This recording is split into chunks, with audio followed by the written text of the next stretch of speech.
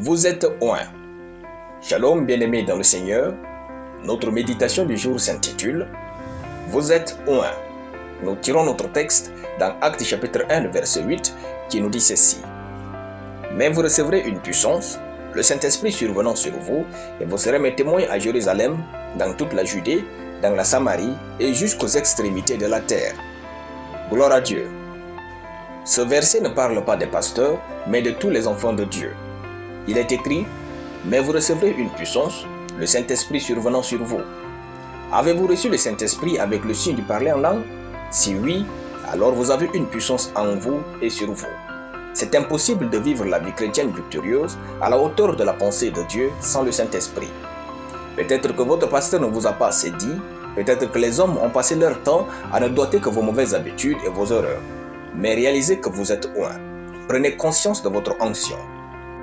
L'onction vous prendra du néant vers la gloire, de nulle part vers quelque part et de la poussière à la grandeur. Croyez en votre onction. Acceptez que vous ne soyez pas un mortel ordinaire. Vous êtes en vérité un immortel avec un corps mortel. Voici une des preuves bibliques de ce que nous venons de vous dire. Voici les signes qui accompagneront ceux qui auront cru. En mon nom, s'ils boivent quelques breuvages mortels, ils ne leur feront point de mal. Marc chapitre 16, de versets 17 à 18. Voyez-vous, la Bible n'a pas dit que le breuvage n'est pas mortel. Au contraire, le breuvage est mortel.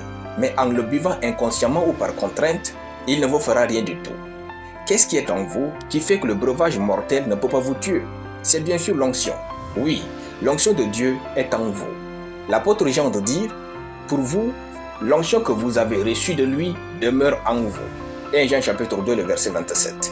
Plus vous acceptez votre onction, plus vous vivez une vie surnaturelle. Votre onction vous fera entrer là où vos diplômes n'ont pas d'accès. Votre onction va vous conduire à tuer le Goliath de votre monde. Votre onction va garder les démons loin de vous. Votre onction va vous protéger des pièges des méchants. Votre onction va faire éclater les verrous des barrières à votre arrivée. Votre onction grandira si vous restez accroché à la parole de Dieu et à une vie de pureté absolue. Si vous désirez briller dans votre couloir, acceptez que vous soyez oint et laissez votre onction travailler plus que vos efforts personnels. L'onction crée de la différence. Elle vous change.